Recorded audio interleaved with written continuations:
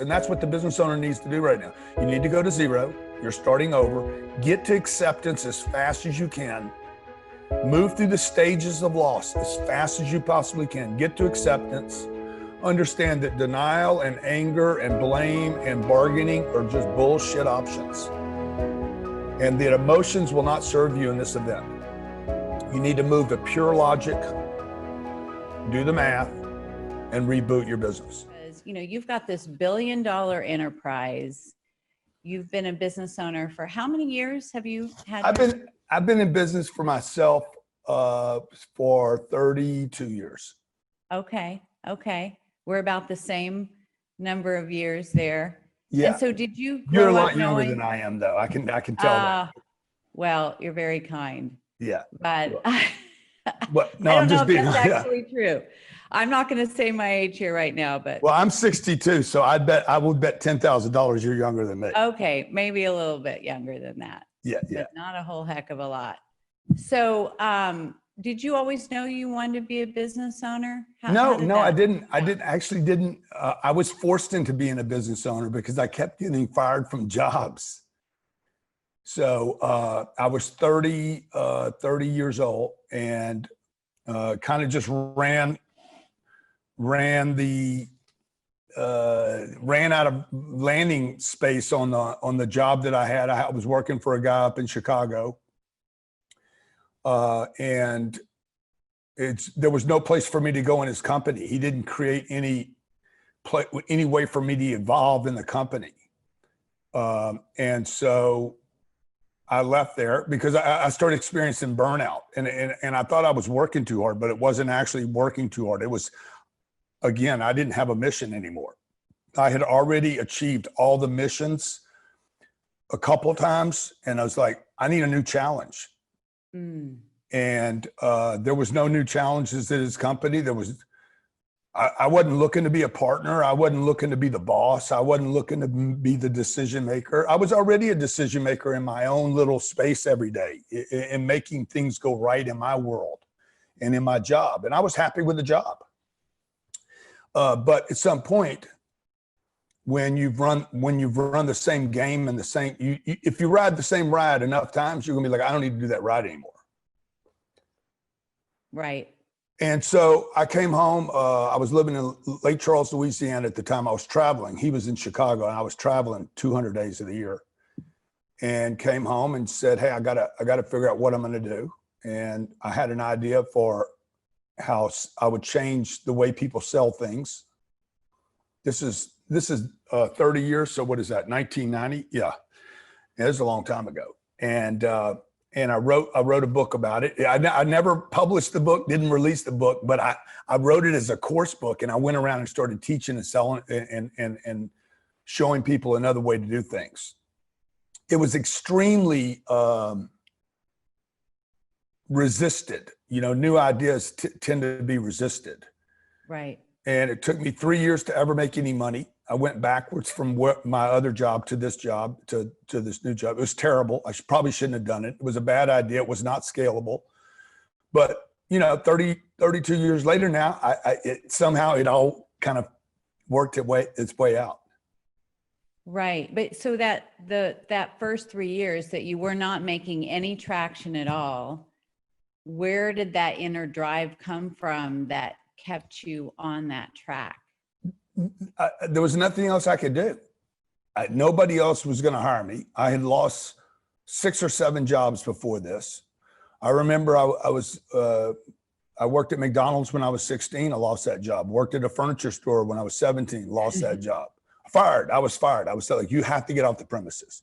I worked for a car dealer. I was fired from a car dealer 5 or 6 times. I mean, car dealers were hiring anybody. And so I've always been a little bit of a problem. I have a big mouth. I'm very opinionated. And, as you can tell after 3 or 4 minutes. So. Yeah, no, I get it. I get it. No, I think look, I couldn't hold a job for more than 2 weeks myself. And so I think that, some people are they're born entrepreneurs, right? And I know for me, I had to figure the thing out or else, I was going to be in big trouble. So you clearly figured things out. And, you know, you built this massive enterprise. Was there ever along the way that you thought, holy cow, I might lose this whole thing?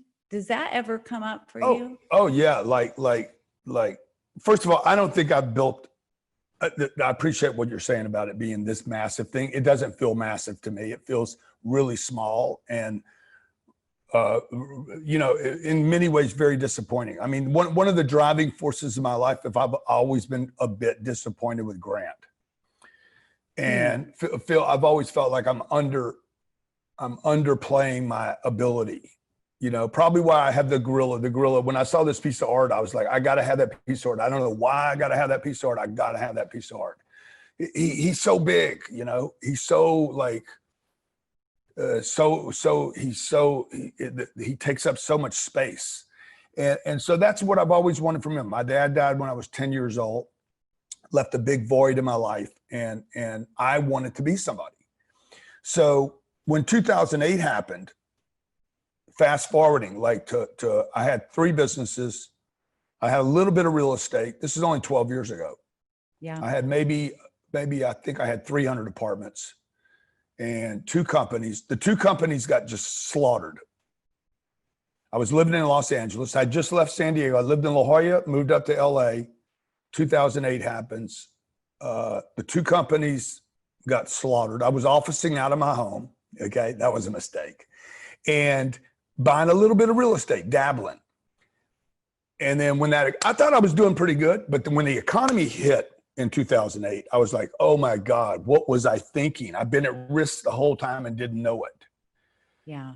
Because when these kind of events happen, it actually shows you how solvent your business really is or isn't. And so I was at risk then. I was terrified. I mean, to answer your question, I was terrified in 2008 that I would lose everything and swore at that time this would never happen to me again, you know, and that the next time right now, when it happened again, I'm going to be at least big enough to where I don't have to worry about it all going away. Now we're in this, I'm like, could it all go away? I don't think so, but it's certainly a scary time right now. Yeah, it is. It is. And so when these fears come up, or, you know, even in 2008 and a little bit of a hint of it now, I mean, you seem like the type of person, like from the outside looking in, that you handle these tough emotions. But, you know, how do you deal with that when that comes up? Are you the type, I mean, do you go inward? How do you process that? You know, I think I try everything on the available range of tones and choices of energy, you know, like I go through grief. I go through, like when 2020 happened, the amount of grief that hit me immediately was phenomenal amounts. Cause I was like, I had literally just walked off a stage with Kevin Hart, John Travolta, Floyd Mayweather, Usher. Spent 3 days with these guys, top of the food chain guys, had a perfect event. And I went off on the secret project that will be disclosed in October of this year. And I'm like, dude, I'm telling my wife, we are that far from like literally breaking through the stratosphere. Finally gonna make it. And then boom, this thing happened. You know, and I'm like, oh my God, why is this? Am I the most unlucky person in the world or what? So the first thing that hit me was grief. And then I'm like, okay, what is this similar to? And then I started putting this is where the entrepreneur with a little bit of experience, particularly if you have a lot of awareness, I was able to tap into 2008 and 9/11 and 1990. And I'm like, okay, what do I need to do right now? Grant, you need to go to acceptance as fast as you can. This is going to be the worst economic event of your lifetime. So this is basically what I played out in my head.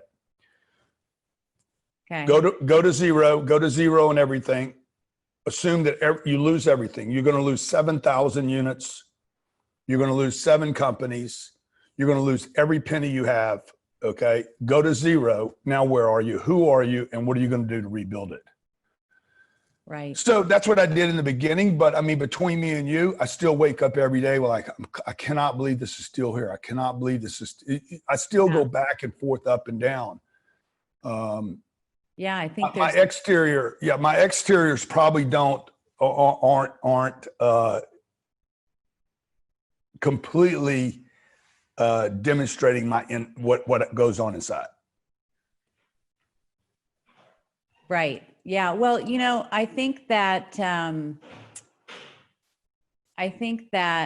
Rockefeller said something like, as long as you know that you could rebuild, Mm-hmm. right? So that part of you that built this could do it again. So there, that going to zero is probably a good exercise. Like, okay, if that happened, what would I do? Yeah. Yeah. Who wants to do that though? Like it's a hard thing to confront. Yeah. And unfortunately, 35 million people right now are having to go through that. Yeah. And it kills me. It kills me to watch. I remember when my dad died, we were a good middle-class family. We'd done well. My dad had done everything right, saved his money, paid off his debts, worked hard. If he said he was going to do something, he did something. Everything that a good person would do, he played by those rules, paid the house off, etc. He dies at 52. My mom on a Thursday, my mom on Monday had already sold the house, cashed in the life insurance, paid off anything that was left to be paid off. She did. Downsized us from the country house to back in the city. Like this all happened in a week. When my mother should have been experiencing grief, she was making moves. Yeah. But the moves were contraction. They were to get smaller. And when I saw that, I'm like, man, I didn't know what to do. I didn't actually know what was going on. I'm 10 years old. Right. But by the time I'm 15, I know what's going on. I'm like, okay, she's playing defense. And by the time I was 16, I said, I'm going to get rich one day, so I don't have to play defense. Yeah. Thinking if I could get rich enough one day, I would never be on defense, but it's actually not true. Okay. You play a bigger game of defense. Yeah. Yeah. But you're playing to win, not to not lose. Yeah. Yeah, exactly. My mom was playing to not lose. Right. So this for you, because for you, it's all about that bigger level, the 10 times. And I mean, ultimately that's what business owners want, right? They want to double, quadruple, and more their business. But do you think for you, is there something internally with that loss you had with your dad, losing a father? Your father represents that direction in life. Mm-hmm. Mm-hmm. Do you ever think that there's going to be a level where you would say, okay, I'm here? Or is it for you just always that next sense of accomplishment? Well, my dad, it's a good question. I lost my dad 52 years ago. So, I mean, there's got to be something else going on at this point now, right? Like something else has got to be driving the bus. So let me just go back to the first thing you said. I don't think most business owners want to actually 10X their business or 4X or 2X. I think most business owners actually just want to make a little more money than they made when they were working for someone. And I think a lot of people actually get into business thinking, okay, I'm just going to replace the 50,000 I couldn't live on with another 50,000, but I'm going to be the boss now. So it's a terrible proposition. By definition, it's not even what an entrepreneur does. An entrepreneur, by definition, organizes businesses and takes on more than greater than normal risk, in order to do so. So most people that start businesses are basically just managers. They're just managing an idea. And you're not adding risk to it. Risk is to me, risk is time and money and liability. And well, so it's not just managing, it's often the business is managing them. Yeah, exactly. The business never got big enough. They're like, I'm not going to work for Jazz. I'm not going to work for Coca-Cola. I'm not going to work for Twitter. I'm going to work for myself. You're going to hate yourself. Like you're better off working for somebody else for 50 grand. Like I don't, Gary Vaynerchuk was with me one day. He's like, I'd rather somebody that works for 50 grand work for themselves. I'm like, nobody should work for 50 grand. It's stupid. You can't live on 50 grand. Gary, like you live in New York.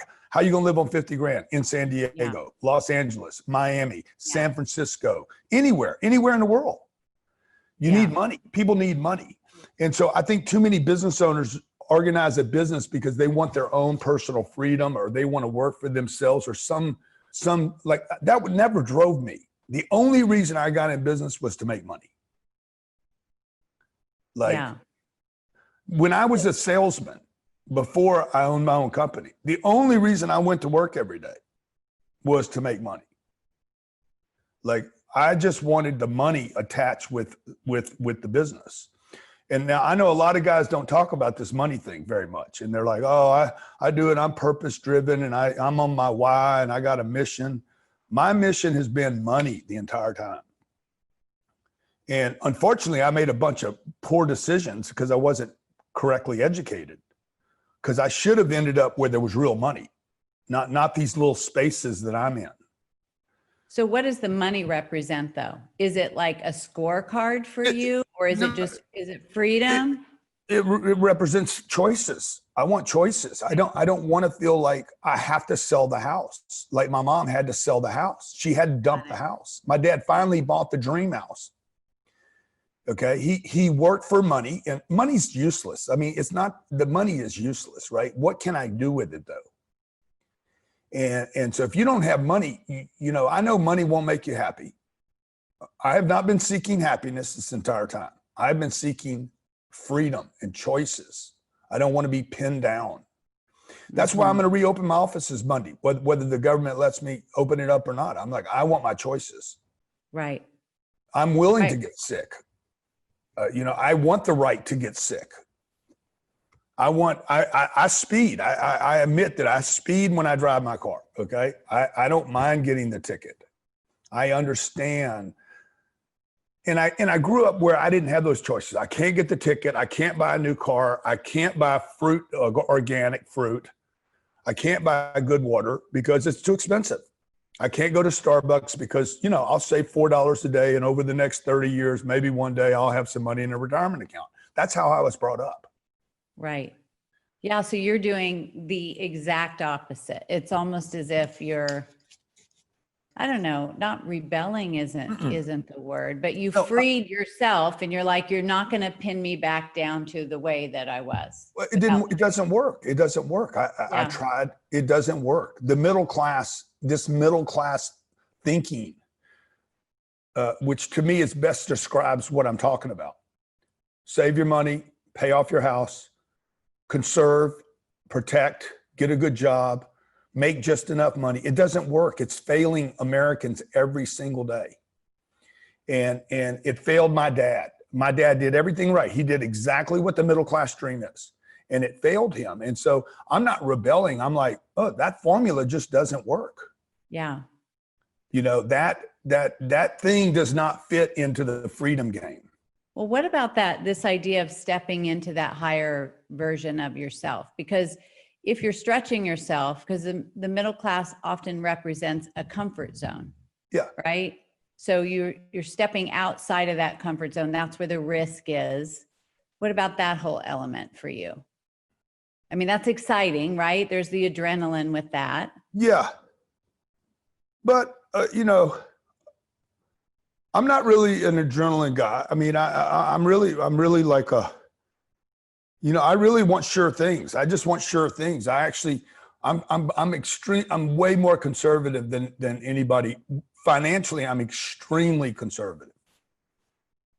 Now there are times where I'll take risks. Like we rented the Miami Marlins Stadium. That was a $7 million event.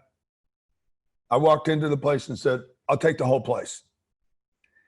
And I'm gonna fill it up on Super Bowl weekend 2017. Everybody's like, you're crazy, dude. I said, no, I know I can do this.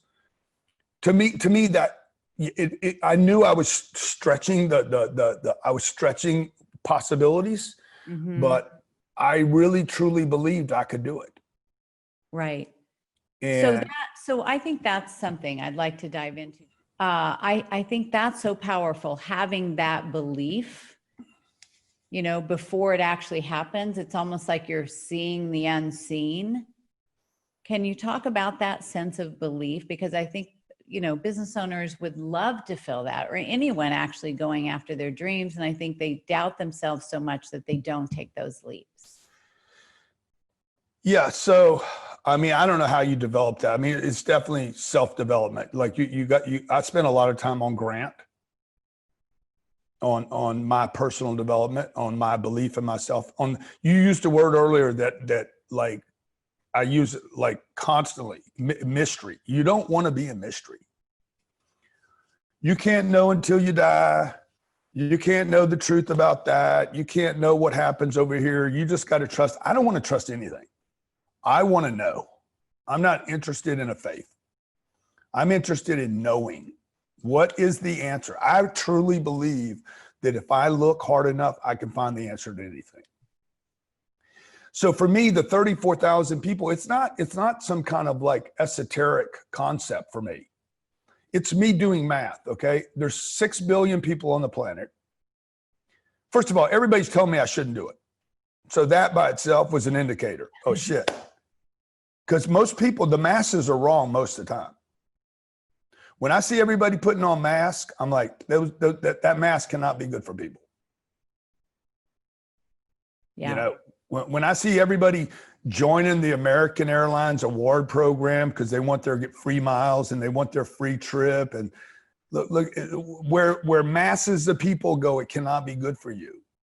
Those are businesses, they're institutions, they're funding something massive.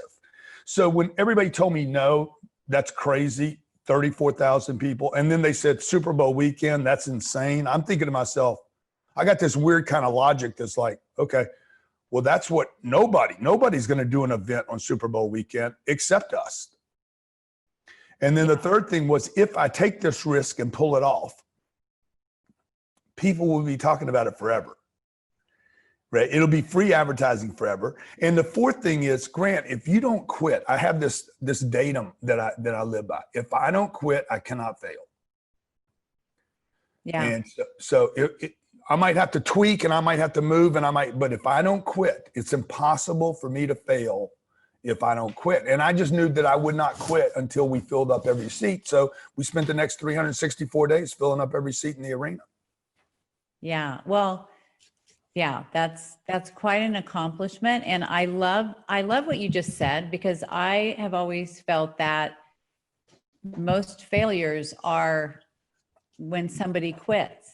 Yes. You know, and so, and you said earlier, there's always a solution.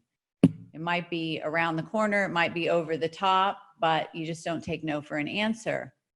And I think that is a key ingredient. I think you definitely, embody that, right? Yeah. But to do that, again, this goes back to when I quit that job and started working for myself. The payoff has to be significant enough. To me, it's not easy enough to tell people, oh, just don't quit. Most people should quit because there's no payoff. There has to be a payoff significant enough. This is why so many people are happy working from home right now. They're like, yeah, man, I like working from home. I love this. I love being at home. Yeah, of course, because you're not going for a payoff. But if there's a big payoff and you understand there's no big payoffs ever going to happen to your house. Yeah. You're never going to open your refrigerator up and see freedom. Yeah. You're not going to go lay on your couch and reach down. You might find some leftover pistachios from 2 months ago, but you're not going to find, your dreams are not going to, nobody's going to come to your house. Yeah. and bring you a package of dreams and freedom and possibility. And, so people are getting comfortable right now because they don't want to confront the situation that, or maybe confront the responsibility that, hey, maybe life is not what you thought it was. This Corona thing, and people being at home, 35 million people being without work, the government sending you money now. Like, it's been shocking to me how many people have just taken this and said, okay, I'll stay home. Yeah. Because, and I think the reason is because the payoff, there's nothing they're going for that's big enough that says, I can't stay at home. Yeah, I don't know. I'm sensing now a lot of restlessness. I think people were like, okay, this is going to happen 3-4 weeks. Now they're just itching to get back out there, and I know that I'm feeling that. So, but yeah, I mean, I think being home, that is the ultimate comfort zone, Yeah. the couch potato. Yeah. So, and you have a beautiful setting. I just want to go sit in your living room and hang out with you. Yeah, well, it's, I'm very grateful. We do have a nice place here, and it's a retreat. I actually have a flying trapeze on my property. So, oh, wow. I'm a trapeze artist. So I've been doing a lot of that lately, but, where in San Diego do you live? I am in Livenhain, which is, yeah, I know where that is. Yeah. Yeah. Beautiful. Yeah. Horse country. Yeah. So, but so what advice do you give business owners right now? I mean, that are like, not just to weather the storm, but how do you get out of this stronger than when you went in? Yeah, I would go to zero. Whether you go to zero or not is not important, but you need to mentally reboot the entire business now. You need to assume there's no business on the other side of this. That will become true for many people, by the way, maybe more than ever in the history of the United States of America. 230 years we've been around. This is going to probably be a reboot for the entire economic system and maybe the whole country. So California will probably go busted. Illinois will go busted. These were already states that were in trouble. New York, New Jersey, like there are massive problems in this country, like severe, that will affect the entire planet. So I would tell business owners, hey, you knew you were in trouble before this. Your numbers said it. We were going through economic growth that was spiking like this, but your business was growing like this, that like you were literally defying the trip. So if you were having a flat line going into this, you were in trouble. You just weren't confronting it. You weren't taking responsibility for it. You were crossing your fingers and hoping, let me get another 3 or 4 years out of it. That's many industries that have been going through that scenario. Some businesses, like the restaurant businesses, they were on record years, like, oh my God. But they knew underneath that, every restaurant owner in America knows restaurants are always at risk.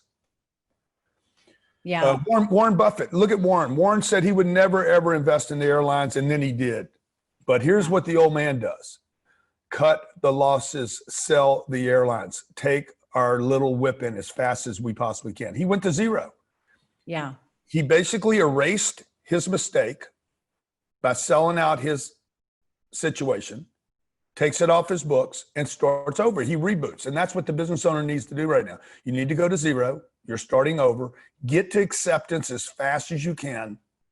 Move through the stages of loss as fast as you possibly can. Get to acceptance. Understand that denial and anger and blame and bargaining are just bullshit options. And that emotions will not serve you in this event. You need to move to pure logic, do the math, and reboot your business. Like really reinvent yourself, diversify, right? I mean, I run a business coaching company and we mentor business owners all over the world. I mean, the good thing that I will say is we've had clients that had ideas, things they wanted to do. And now this has like been a forced, Yes. into action, like, Yeah. almost creating new revenue streams in a week because they had to. Yeah. Compress, pressure makes diamonds. Threat makes the best of us. And again, this is the problem with everybody being at home. There's no threat at home. And restlessness won't be enough. Okay. Like people need to get angry now. You can't just get stir crazy. Like you need to understand that your freedoms, the freedom to create. Businesses are really artists. Yeah. To me, I'm more of an artist than I am a businessman. I'm an actor pretending to be a businessman. I'm writing scripts. I'm a producer. I'm trying to write this story, this movie out. I'm trying to paint this canvas. And someone's taking your paintbrushes away. Yeah, they took my paintbrushes, my canvases, I got a nice house. I don't want to be in it every day. Yeah. That's not a business. I did that from home. I tried to run a business from home from 30 years old to 45 years old. It does not work. You cannot get big at home. You get smaller at home. You get comfortable at home. You watch TV at home. You eat, you visit Ben and Jerry in the freezer at home, but people need a place to go to work. Yeah. Yeah. Well, I mean, it's just, we could go on and on with this. America needs people. America needs people going to work. America needs, like, your city, the state, the county, all depend on those taxes, and they depend on people doing things. Yeah. Well, I mean, it's impacting mental health. Yes. People AA, they're not able to get together. It's on Zoom. I mean, someone is relapsing on drugs. Being on Zoom is not going to cut it. Yeah. So I don't know. It's so far reaching, and I think we won't know the extent of it for quite some time. No, I think right now there's going to be the negative impacts of this are going to be far greater than the 100,000 people that die because of a virus. Yeah. And I don't want anybody to lose anybody any more than anybody else. Look, me going to AA meetings when I was 25 years old, like, saved my life. Yeah. So if I came out of a treatment center for drug addiction at 25 years old, if I couldn't have gone to that treatment center, by the way, that place is probably closed. Yeah. I think they all are. Yeah. So my husband's in AA, he's doing meetings on Zoom, but he's sober now. If he was at a time when he wasn't, wow. Yeah. That fragile place. Yeah.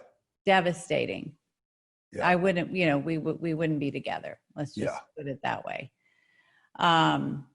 So how do you, as we kind of round this out with your team, so you're bringing your team back, how do you motivate your team through this? Where's your head around that? Yeah, we have a very, very strong culture here. It's almost like a military unit. So it's very, very strong environment. People know when they come to work here, they're like, okay, this is either going to be real good or real bad. Okay. But that creates a strong team. And so we've been doing the Zoom thing. We've been doing video for meetings. We have a meeting every single day. You're required to report your statistics daily. People are required to train daily, but still, I don't have people together. So Monday, 3 days from right now, I don't know when this plays, but 3 days from right now, we'll restart the company. And we'll be, not restart the company, but restart working from an office.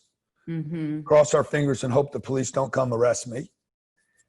But you're doing it anyway. But hey, if they do, there's worse things than going to jail for a day. Yeah. Yeah.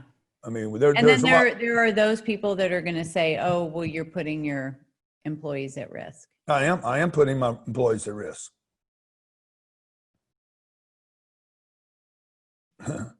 And they're Because choosing. we are at risk. Because we are at Yeah. risk. Let's just make it official.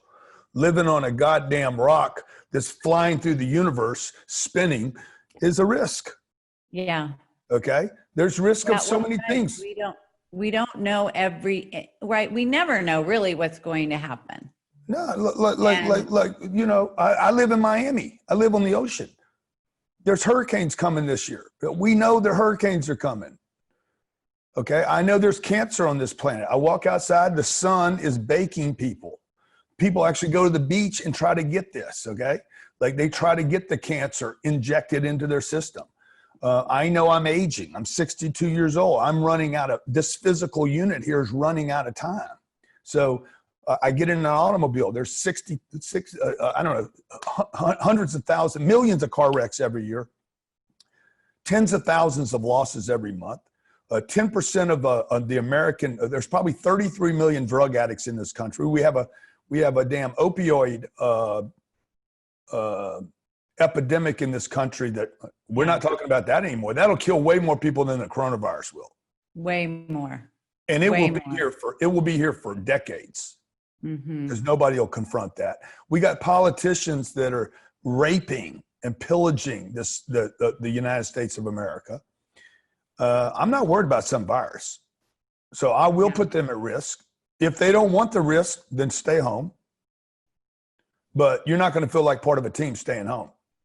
Yeah. Yeah.